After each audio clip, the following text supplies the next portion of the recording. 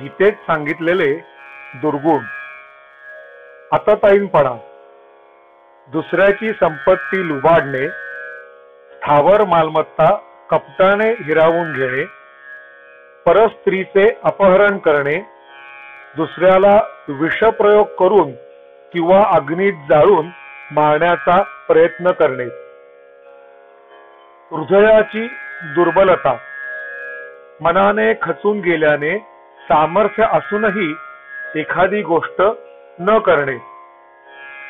धर्माविरुद्ध मूढचित्त, धर्म म्हणजे स्वकर्म किंवा स्वकर्तव्य न समजल्यामुळे काय करावे व काय करू नये या संभ्रमात पडणे.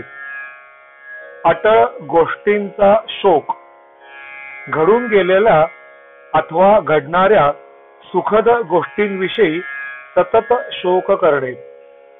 कामुक भाव, विषयांचे वारंवार चिंतन केल्याने ते विषय पुन्हा पुन्हा उपभोगण्याची निर्माण होणारी इच्छा.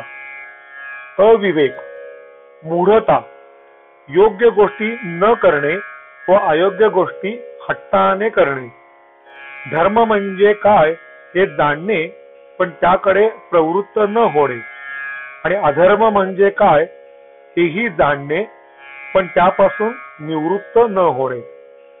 मिथ्याचार, कर्मेंद्रियांना हट्टाने आवरून इंद्रियांच्या भोगांचे विषय मनातून चिंतन करणे. इंद्रिय लंपट, इंद्रिय सुखात सतत मग्न असणे. अधाशीपणा, विषय कितीही सेवन केला तरी तो पुन्हा उपभोगण्याची इच्छा. ज्याप्रमाणे अग्नी कधीही तृप्त होत नाही त्याप्रमाणे अधाशी मनुष्याचे कधीही समाधान होत नाही.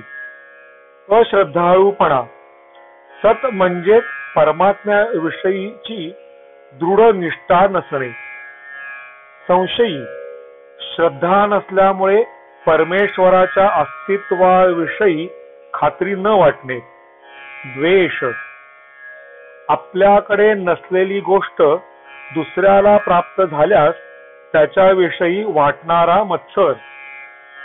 आळशीपणा, कोणतेही कर्म करण्याचा कंटाळा, कामातील चालढकल, टाळाटाळ. अस्थिरपणा, मन स्थिर न राहणे, एकाग्रता न होणे. चंचलपणा, मन एकाच वेळी अनेक विषयांकडे धावणे. प्रमाद, इंद्रियांच्या व मनाच्या व्यर्थ क्रिया करणे. मोह, कोणतीही गोष्ट प्राप्त झाली असता ती अजून मिळावी असे वाटणे म्हणजे येदिल मांगे मोर. दंभ, जे गुण आपल्याजवळ नाहीत ते आहेत असे भासवणे. पाखंडीपणा, मान सन्मानाला तटावलेला. मदोन्मत्त, मदाने उन्मत्त झालेला.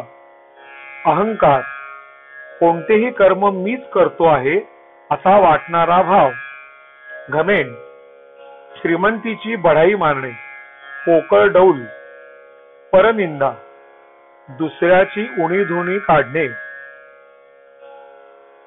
पापाचरण, पाप कर्म करण्यास प्रवृत्त होणे.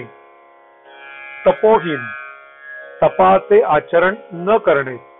भक्तिहीन, वेद, शास्त्र, ईश्वर, महात्मा व गुरुजन यांच्या ठिकाणी श्रद्धा, प्रेम आणि पूज्य भाव नसणे. वरील दुर्गुणांचा नीट अभ्यास करावा आणि आपल्या अंतरंगात डोकावून पाहावे.